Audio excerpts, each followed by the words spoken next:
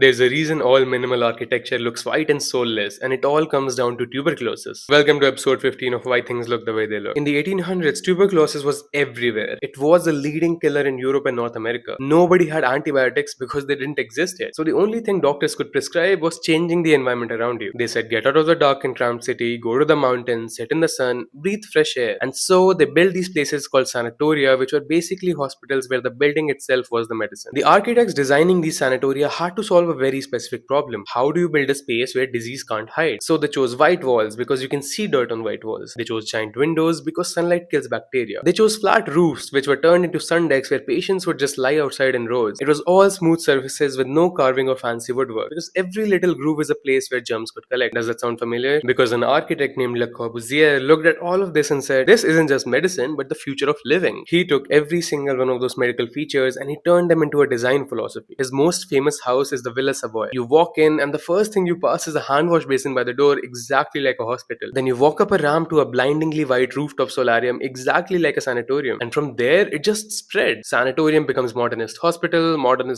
becomes public housing block becomes luxury condo, and by the time it reaches your Pinterest board, nobody remembers that the whole point was to keep tuberculosis patients alive.